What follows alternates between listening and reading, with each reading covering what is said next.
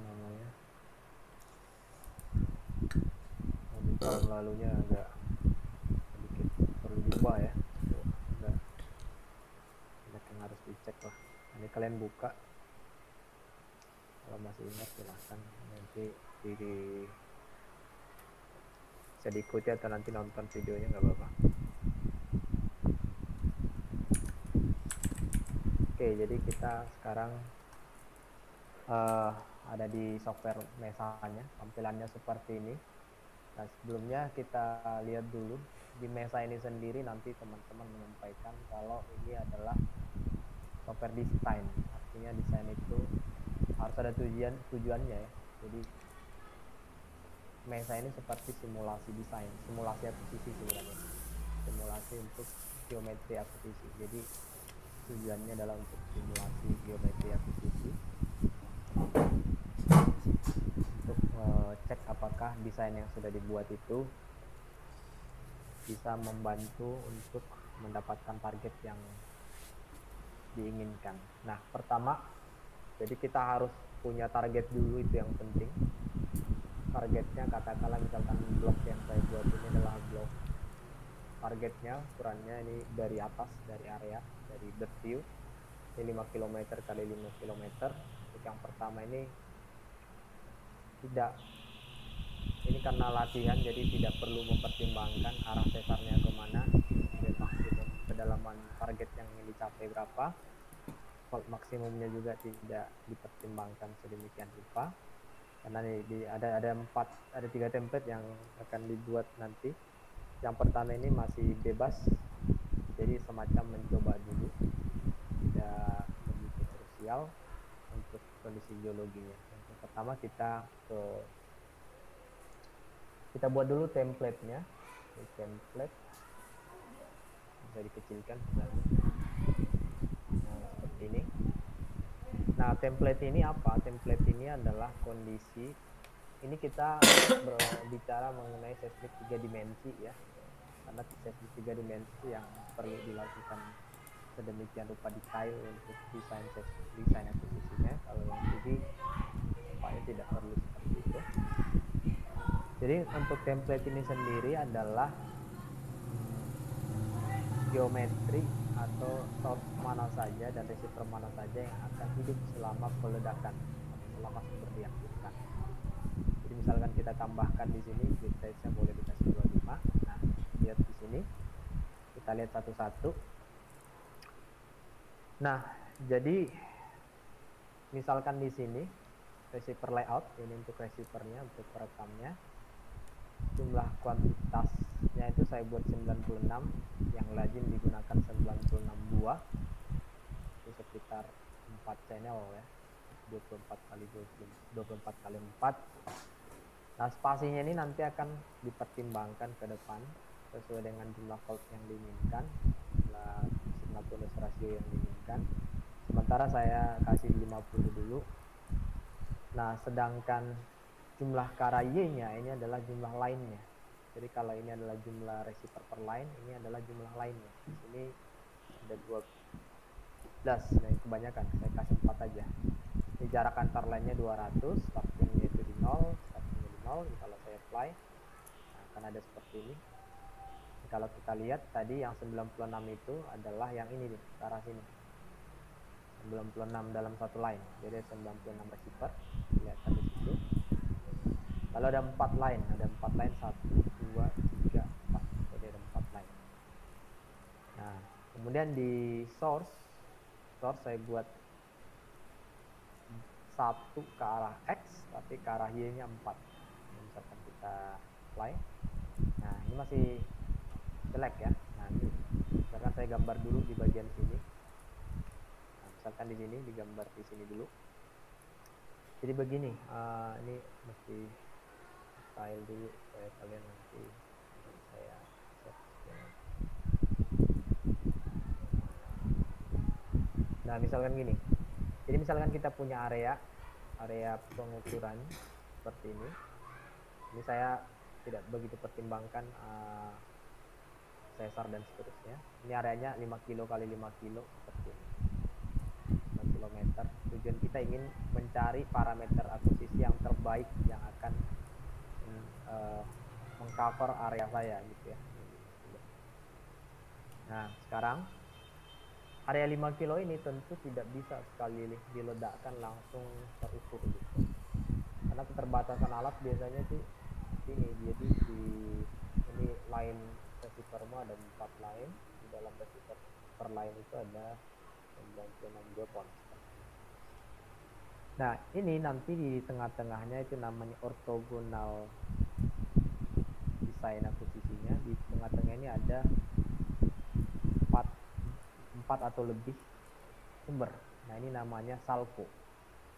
Nanti kalian bisa baca-baca salvo. Salvo itu adalah satu sumber ya. Salvo. Nah ini keseluruhan ini dinamakan template akuisisi. Jadi ini template. Artinya ketika sumber diledakkan, ini tidak diledakkan bersamaan ya, satu-satu ya. Jadi ledakan ini, maka receiver yang aktif adalah receiver yang di dalam satu template. Ya. Nah, tentu kan areamu itu banyak. Areamu itu ada 5 km kali 5 km. Template ini ukurannya mungkin tadi kalau 96 kali 50 itu berapa? Ya, asumsi saya tidak sampai 5 km. Artinya ada jarak areanya itu ya paling sebanyak 96 kali 50, atau itu berapa nanti kita cek. Sedangkan ke arah sini tadi 4 kali pasti lintasanmu berapa? Pasti lainnya tadi kan ada 200 ya, 200 kali 4. Ini area yang tercover oleh proses ini itu adalah area seperti itu. Nah nanti untuk mengcover semua area ini kita lakukan namanya roll on atau rolling on. Jadi geser template-nya, pindah ke segala semua template-nya itu menjadi, kalau saya ganti warnanya itu pindahnya ini nanti kita cek pindahnya per berapa meter. Jadi pindahnya itu tepat di sini ya.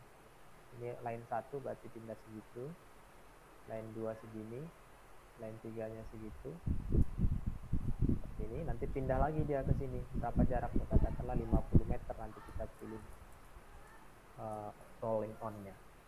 Nanti seterusnya kayak begitu, nanti pindah lagi ke shoot berikutnya. Shoot berikutnya itu kita kasih yang warna ini misalnya. Nanti pindah lagi dia berjarak berapa meter ke sampingnya. Nah, sampai nanti di ujung sini. Berarti namanya inline rolling on. Sini. Setelah itu nanti naik lagi dia ke atas. Nanti naik ke atas ke arah sini.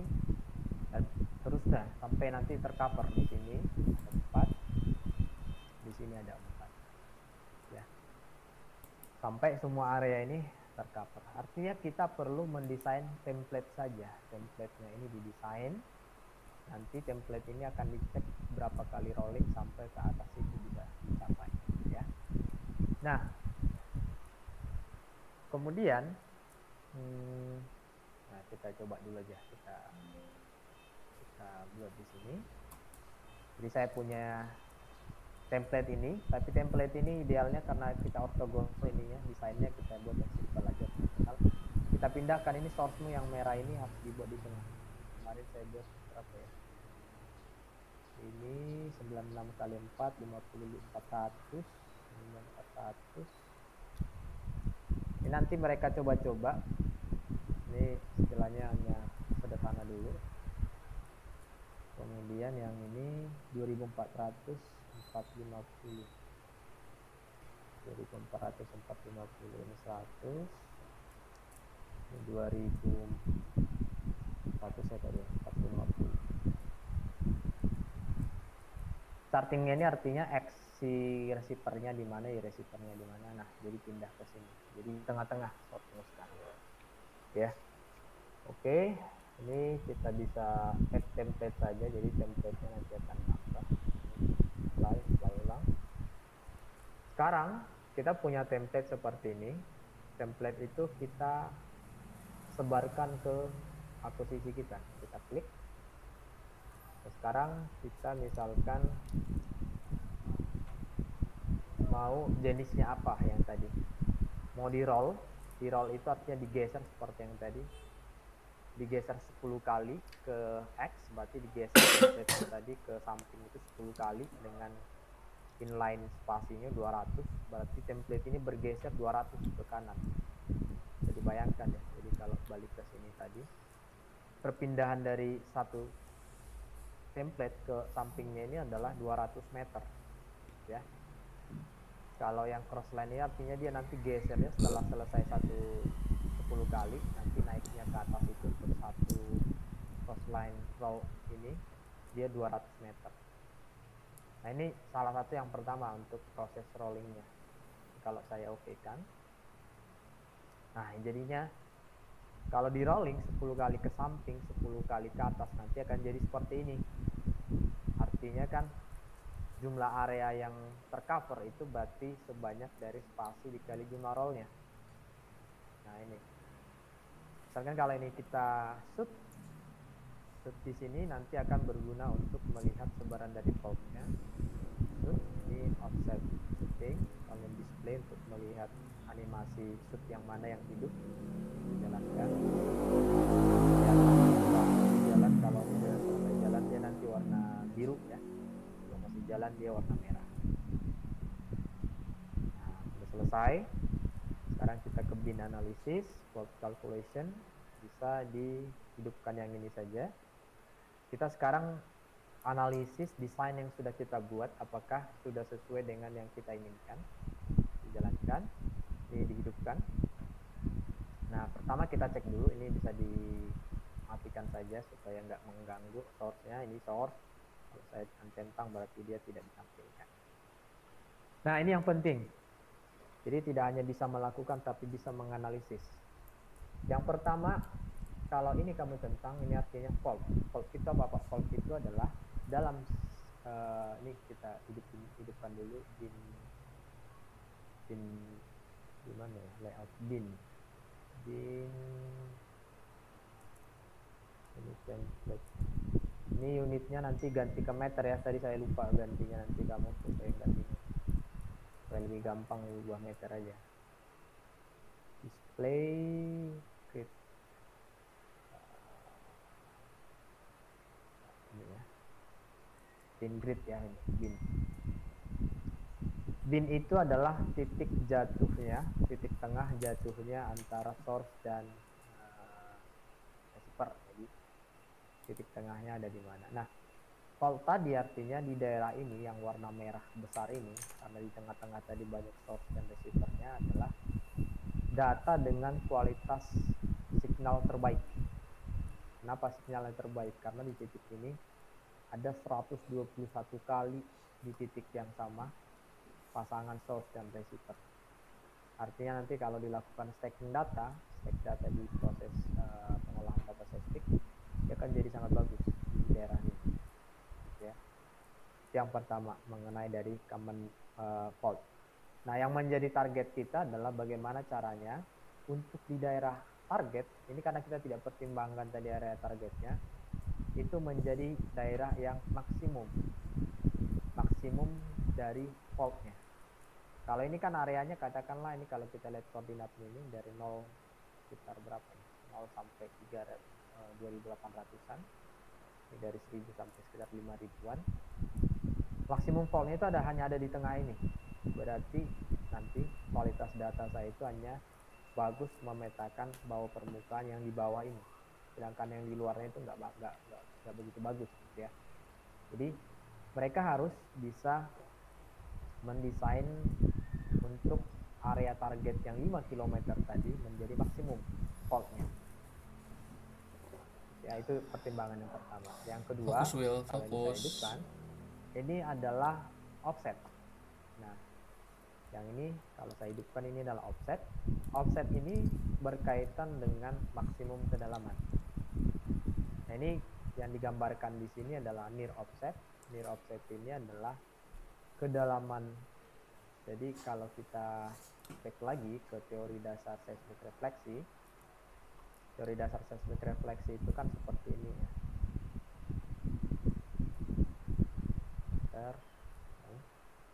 Misalkan kamu punya source, di sini source, saya punya receiver di sini. Ini adalah bawah permukaan reflektornya, ditembak, kemudian dia naik ke atas sini gitu. Kalau offsetnya semakin jauh, ini namanya offset, jarak antara source dengan receiver namanya offset. Kalau offsetnya semakin jauh, artinya reflektor yang bisa dipetakan itu akan semakin dalam. Sama seperti konsep AB per 2 di vertical electrical conduit. Artinya semakin jauh elektrodanya, semakin dalam yang bisa di image atau direkam gitu ya. Tapi kalau targetmu itu sangat dalam, sangat jauh, itu asumsinya adalah kedalaman yang bisa dipetakan itu kita anggap seperti setengah dari maksimum offsetnya atau far offsetnya, setengah. Jadi kalau misalkan jarak antara source ke receiver paling jauh itu adalah 5 km lah katakan, dengan konfigurasi yang dibuat di sini tadi, berarti max depth-nya itu sekitar 2,5 km. Artinya dia bagus untuk memetakan sampai ke kedalaman 2,5 km. Nah, itu untuk far offset. Nah, sedangkan minimum offset yang bisa dipetakan itu berkaitan dengan near-nya. Near-nya itu adalah offset paling dekat. Jadi misalkan ini ada punya geofon di sini, yang paling dekat itu berarti setengahnya juga. Nah, kurang lebih di sini. Jangan pula untuk mengejar far offset, kita mulai source-nya itu sangat jauh untuk receiver pertama. Artinya yang di atas ini, yang di atas setengah dari receiver paling dekat itu tidak akan terpetakan. Jadi bagaimana mengatur supaya jangkauan dari near offset sama dengan dan far offsetnya itu nanti bisa memetakan area target. Nanti di problem kedua akan saya buat dia area targetnya ada ya. Nah, balik lagi ke HRSPL, ke mesa kita yang tadi, ini menceritakan kalau di daerah tengah yang ini warnanya itu relatif ungu, sekitar di bawah 200 feet. Lupa saya ganti ke meter tadi yang diganti. Berarti area ini bisa dipetakan dari kedalaman sekitar 100 feet. 100 feet atau 30 meter. Artinya yang 30 meter ke atas itu refraksi nggak bisa memodelkan. Tapi kan refraksi bisa. Dan di atas 30 meter juga saya rasa di bawah 30 meter itu nggak menjadi target kan. Target di migas itu ya sekitar 500 meter sampai dengan 3 km sampai seterusnya ya. Nah, ini bisa diganti optionnya kalau pengen lihat yang farnya tadi, pengen lihat kedalaman terjauhnya yang bisa dimodelkan. Nah, ini kalau kita lihat kedalaman terjauhnya di daerah ini, di bin yang ada di sini itu cukup jauh di bagian kiri ini sampai 2700 feet. Yang setengahnya berarti area ini untuk target di kedalaman ini nanti bisa dilihat sampai kurang lebih setengahnya berarti 1300 feet ya, 1300 feet. Sedangkan di daerah sini nggak begitu jauh dia, itu hanya sekitar 1900 kan. Nah, jadi desain yang kita buat itu harus berbasis tujuannya, ada tujuannya, jadi tidak hanya asal dibuat ya. Nah, ini ke arah azimut, kita ganti azimut, ini trace azimut. Nah, azimut ini menggambarkan apa, Pak? Azimut ini menggambarkan seberapa detail sebenarnya nanti arah orientasinya. Jadi begini, kita back ke sini. Nah, ini berkaitan dengan strike dan fracture. Ingat ya, kalau kamu punya fracture yang arahnya ke sini, ini fracture saya. Arah lintasanmu kemana arah kira-kira? Ada yang tahu nggak? Idealnya lintasanmu? Ada yang tahu? Gimana Pak? Bisa diulang Pak? Agak putus-putus. Kalau misalkan kamu punya fracture atau fault yang arahnya ini yang saya buat garis ke arah atas ini fracture. Arah lintasan seismikmu itu sebaiknya bagaimana? Memotong Pak dari arah yang bercerminan dari arah sesar Pak. Benar ya. Jadi memotong sumber ini kan, memotong sesar ini. Iya Ini Pak. Nah, jadi kalau misalkan kamu punya source atau lintasan kan setidaknya begini kan, supaya petanya itu bisa terlihat arah lintasan. Nah, arah lintasan ini sebenarnya kan menggambarkan antara source dan trace. Jadi source-nya katakanlah di sini, ada yang di source-nya di sini, trace-nya itu relatif ke arah sini. Nah, artinya kita perlu tahu sebaran dari trace azimut kita itu seperti apa. Trace azimut itu adalah garis lurus antara source yang ini dengan receiver saya itu orientasinya ke arah mana, itu yang disebut azimut. Kalau ini kan berarti kalau azimut itu hitungnya dari arah utara north, berarti azimutnya itu kurang lebih di 130-an ya. Ya kita tahu lah. Ini 100, katakanlah 135 degree. Nah, ini nanti kita bisa lihat di setiap titik dominasi dari source kita, trace azimutnya ke arah mana. Jangan sampai nanti di kasus yang kita buat berdasarkan data geologi ternyata structure-nya itu dominasinya, strike-nya itu adalah berarah ke sana, strike-nya. Tapi yang terjadi adalah pasangan source dan receiver kita, garis lurusnya atau azimut trace itu paralel. Jadi arah dominasinya juga paralel atau sejajar dengan fault. Artinya kualitas data kita nggak bagus, nggak bakal bisa memetakan texture-nya nanti. Ya. Jadi nanti dikaitkan gambar ini dengan itu. Nah, kalau kita lihat di sini area ini cukup bervariasi. Ini kalau kita lihat warnanya di sini azimutnya kan ada 360 ya dari 0. Kalau yang sini, yang bagian sini dia bagus untuk memodelkan yang tegak lurus terhadap 108 degree. Berarti kalau 108 degree itu kan begini, berarti dia fracture yang utara selatan yang bagus. Nah, kalau yang ini 285 sekitar berapa itu? Ya nanti dicek aja. Nah, jadi hasil akhir yang perlu dianalisis dari MESA ini adalah itu tadi. Apa namanya? Ada yang 3 ini. Ada fault. Fault ini adalah jumlah signal to noise ratio. Kita ingin mengharapkan area target itu merupakan area yang faultnya maksimum. Sedangkan yang ini tadi, yang ini adalah offset. Ini berkaitan dengan kedalaman target.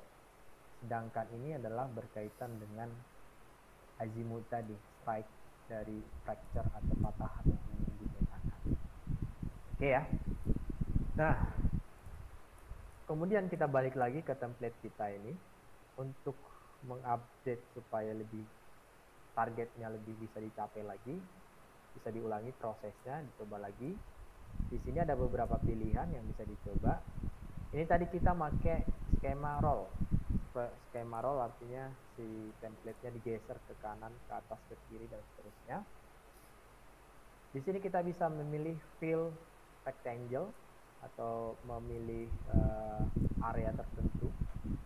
Nanti otomatis berapa kali roll sesuaikan dengan yang ini, distance-nya ini nanti dia akan hitung berapa kali roll supaya 5000 meter ini bisa terpenuhi ya. Tapi syaratnya harus roll di spasinya itu segini gitu. Jadi kalau ini kita perkecil menjadi 100, berarti jumlah rollnya akan semakin banyak. Tapi hati-hati, jangan nanti ada praktikan yang memilih 25 atau 5 atau di bawah 20.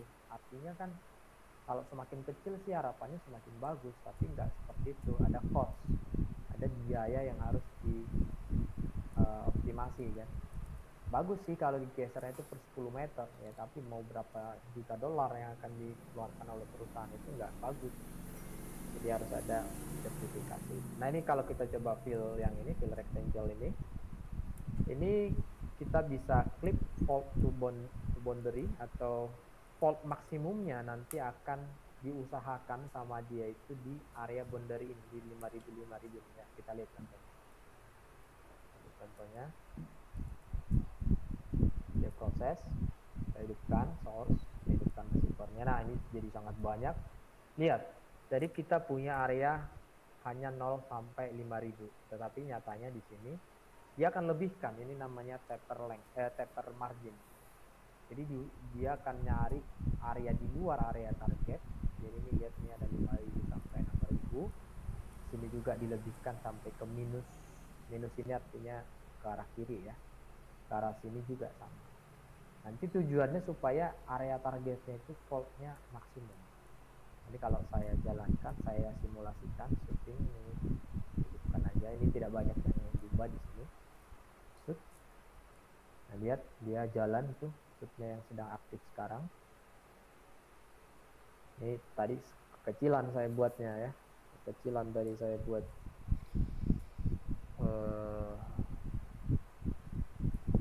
delta ini ya. Delta spasinya, jadi lambat ya. Nanti pilihnya kalau di praktikum nggak usah terlalu kecil-kecil supaya nggak terlalu lambat.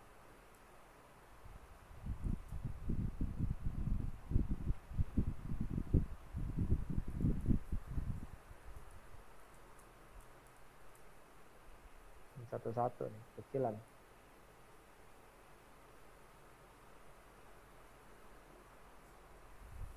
Kita cancel dulu ya. Cancel dulu, ini buatkan dulu. Nanti kalian coba-coba ini buat 400 aja lah, atau 500 ya. Ya cepat. Ini kalau di clip artinya maksimum faultnya ada di boundary-nya. Kalau kalian pilih yang ini hanya nanti template-nya saja sesuai dengan ukuran template. Nah, ini kan lebih jarang ya. Kalau kita shoot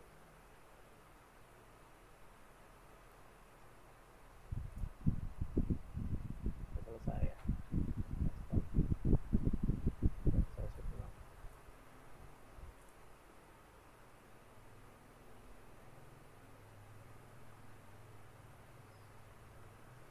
Lebih lambat ya kalau di clip ya.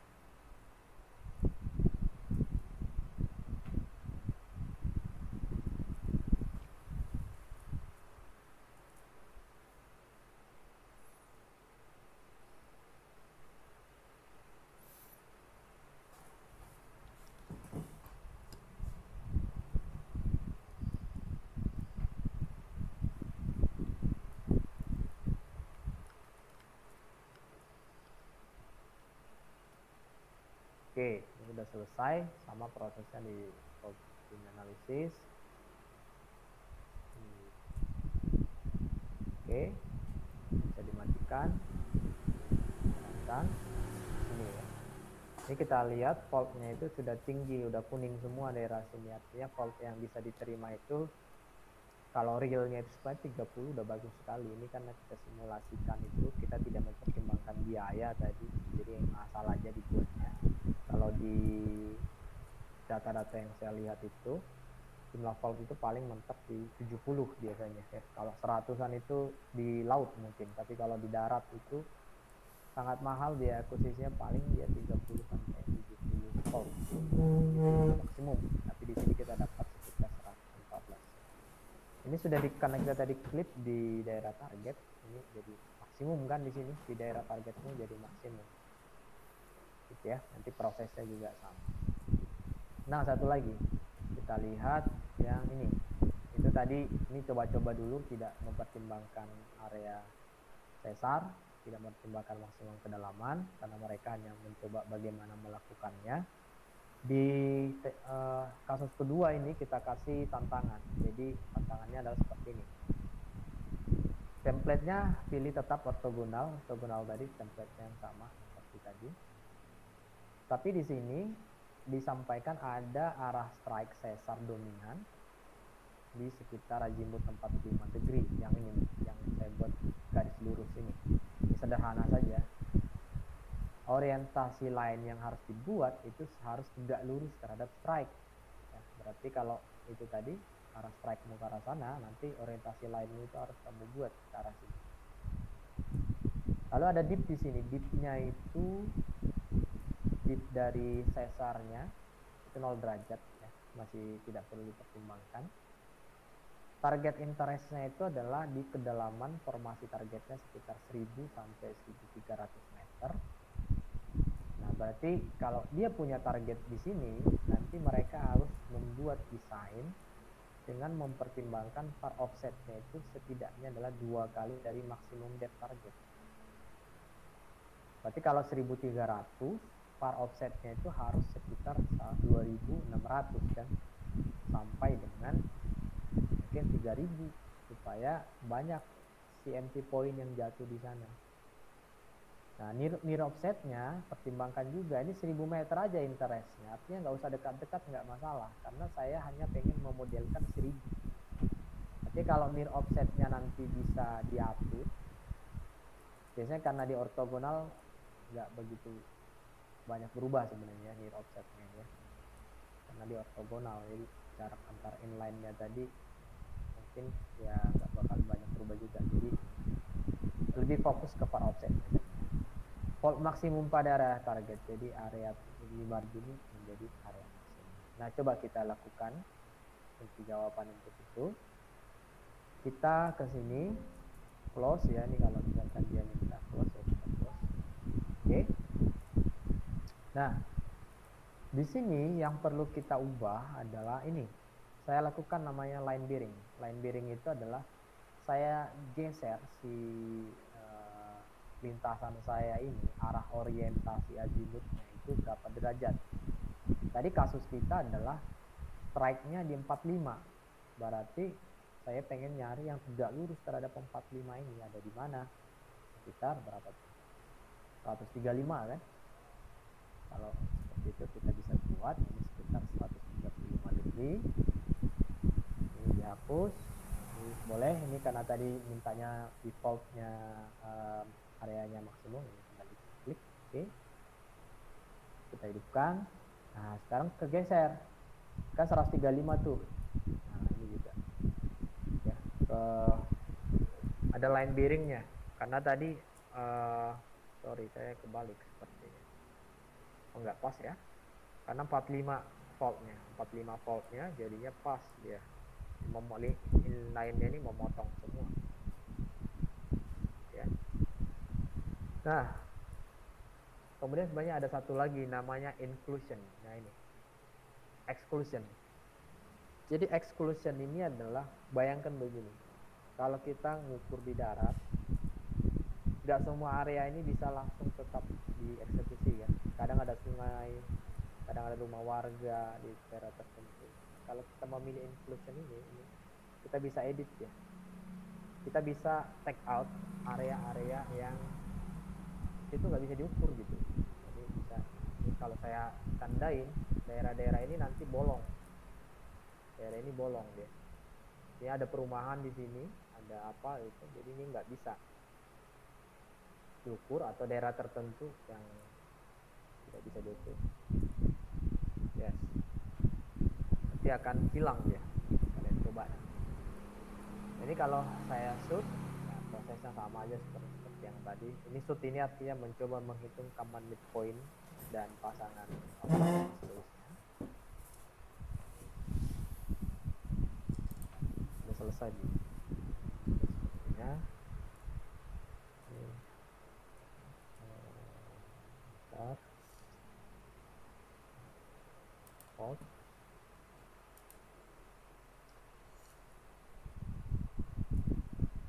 Oke. Nah, karena ada muncul seperti itu. Ini harusnya ada efek di sini, nanti coba kalian cek lagi. Buat sedikit yang saya buat tadi, tidak menghapus semua source. Kan tampil seperti ini ya. Yang penting itu kalau kita bearing di sini, nanti yang kita lihat itu adalah di sini, di offsetnya tadi yang saya ganti ke azimutnya. Nanti di titik-titik ini azimutnya itu di berapa itu? Ekspektasinya kan di 135an tadi kan pas ya. 140. Nah, warna ini kan, yang warna biru muda ini kan. Nah, dia pas di situ kan, dominasinya warna itu. Jadi kalau misalkan dilakukan fracture analysis nanti, kalau kalian ambil PA itu, ini areanya ini udah bagus sekali. Ya. Nah, problem ketiganya sama. Ini saya ganti, hanya sesarnya saya balik. Kalau yang tadi arahnya 45, ini saya balik aja 135. Ada deep target, azimutnya juga sini. targetnya juga berubah, nanti var offsetnya juga berubah, diatur aja. Jadi target ini nanti berkaitan dengan ada dipping, nanti ada, kalau tidak salah itu kalau kita punya target 1500 ini nanti ada targetnya itu Z dikalikan dengan Z maksimum, nanti akan saya berikan persamaannya. Z maksimum yang mungkin terjadi itu adalah dengan dipping sebesar itu adalah Z dikalikan dengan tangen theta. Nanti coba saya cek lagi, saya agak lupa juga persamaannya. Ya, kalau dia punya kemiringan, artinya shift interestnya itu bisa lebih dalam atau bisa lebih pendek. Jadi perlu mempertimbangkan theta dip, ini adalah theta dip. Nah itu untuk MESA. Nanti intinya tidak hanya bisa melakukan ini karena tujuan desain ini adalah untuk melakukan desain analisis target. Jadi tidak hanya bisa plastiknya, tetapi memahami mengapa harus dilakukan itu, dan dianalisis tadi hasilnya seperti yang sudah saya jelaskan ke kalian. Silakan, ada yang ditanyakan dulu nggak sebelum saya lanjut?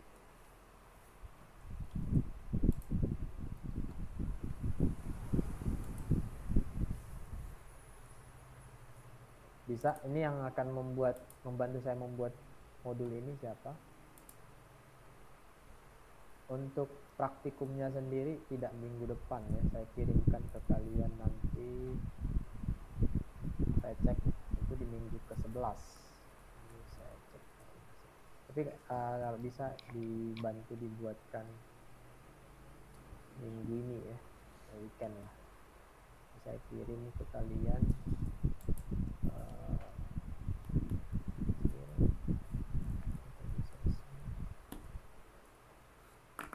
itu ada timeline, ada di situ di dokumen ini.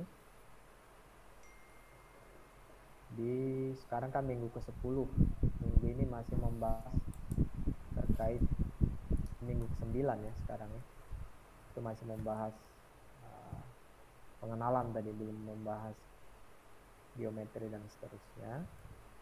Minggu ke-10 minggu depan masih membahas mengenai seismik geometri, berarti minggu ke-11 nanti baru masuk ke desain analisis ini. Hanya 2 minggu lagi sampai nanti terakhir lab itu di minggu ke-15.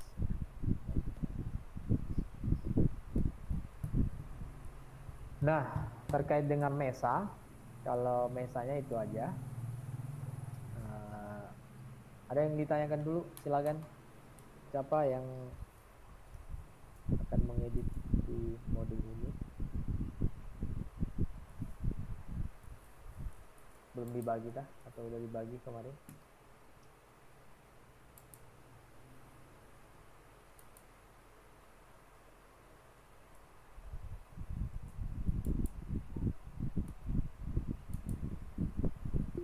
Gimana?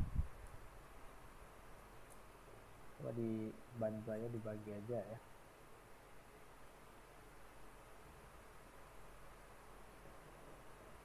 Oke, nanti Rehan silakan.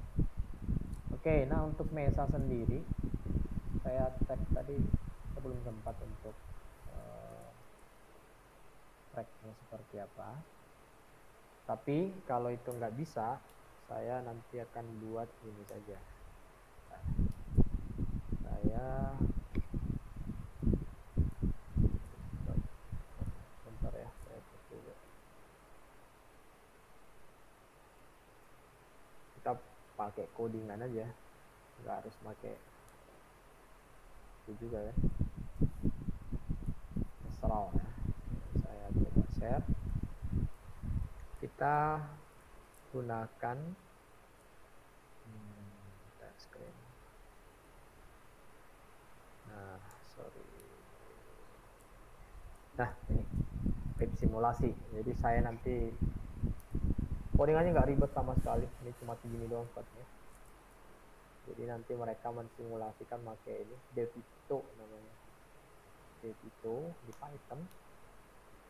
Coba saya jalankan kernel, restart kernel.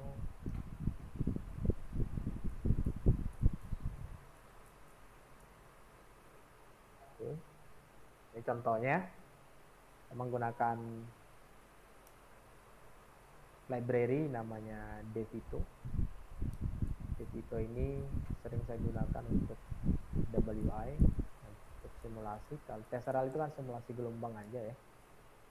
Nah, nanti dibuat seperti ini. Nanti akan saya berikan beberapa model sederhana.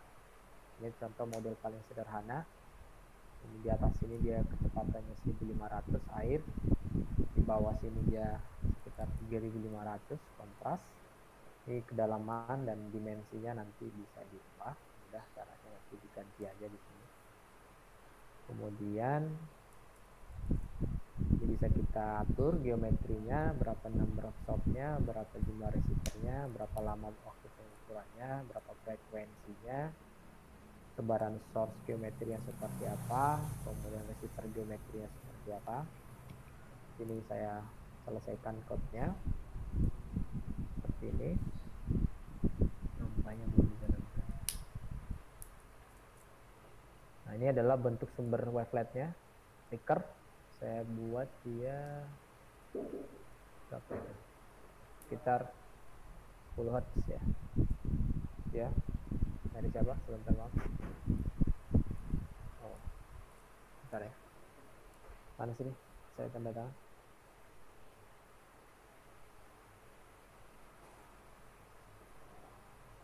Ini untuk apa ya? Magang. Bukannya kamu udah selesai? Oh. Ya silakan. Itu aja. Oke. Nah, jadi nanti kita kalau misalkan Tesseract-nya tidak jalan, ya gunakan ini aja. Ini bentuk wavelet-nya. Nanti datanya tadi ada error. Ini satu lagi ada error.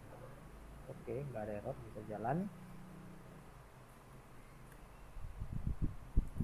Simulasi. Nanti bisa saya plot datanya pakai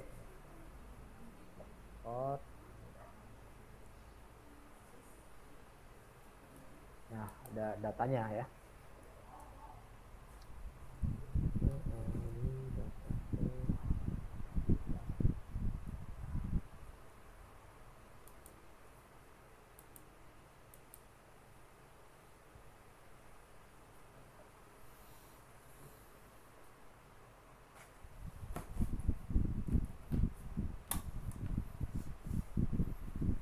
Satu kali shift saja.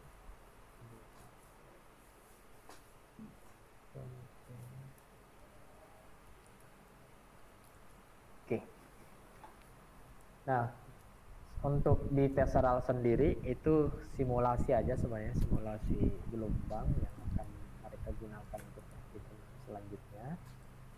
Dan nanti mereka mensimulasikan gelombangnya. Nanti setelah saya selesaikan code ini, bisa nanti saya bagikan. Kalau ada pertanyaan kalian bisa tanya kalau bingung.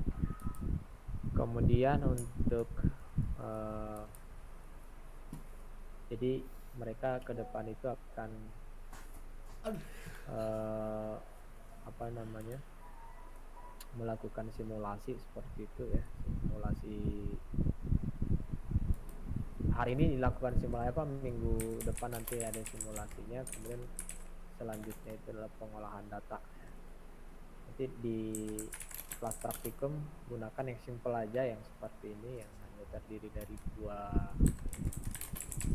litologi seperti ini.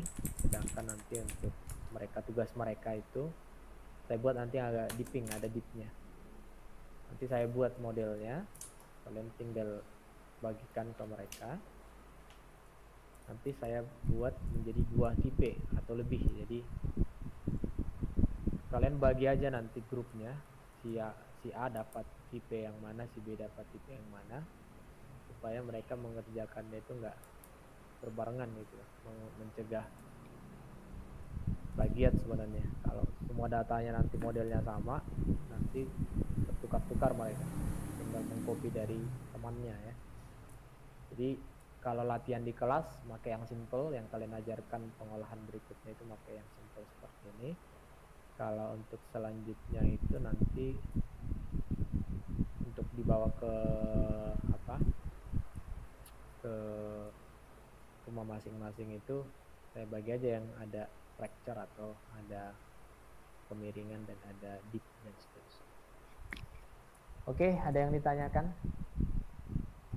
Ini digabung ya dari mesa dengan tesseract ini, bukan tesseract ya ini namanya, codingan sederhana sebenarnya ini. Itu bisa kita gunakan. Nanti data ini bisa di save ke SafeY ya, bisa tambahkan datanya di sekitar di SafeY. Enough. Silakan. Ada yang ditanyakan? Rehan sebagai yang akan membantu di ini. Izin Pak, berarti nanti untuk modulnya itu gabungan ya Pak antara yang Mesa tadi. Dengan web simulasinya ya digabung di satu hari yang sama maksudnya. Baik Pak. Kemudian untuk minggu berikutnya itu di minggu ke 12 itu baru mereka nanti akan melakukan picking ya, lakukan picking dan seterusnya. Lab 6 itu minggu kelima itu masih geometry loading, minggu ke-6 itu velocity NMO, minggu ke-7 itu MASW. Silakan nanti teman-teman ini aja lihat dokumen yang saya kirimkan, ikutin jadwalnya sesuai dengan itu. Oke, kalau nggak ada yang ditanyakan, terima kasih. Kalau ada yang bingung, silakan ditanyakan ke saya. Harapannya kalian lebih pintar dari praktikan, supaya praktikannya bisa lebih baik lagi, gitu ya. Terima kasih, sampai ketemu di asistensi berikutnya. Nanti Rehan kalau udah selesai nanti kirim ke saya ya, biar saya bantu perbaiki kembali. Iya Pak, siap Pak. Nanti saya kirim ke Bapak Pak. Baik, terima kasih. Selamat sore, silakan beraktivitas berikutnya. Selamat sore Pak. Terima kasih Pak Sido.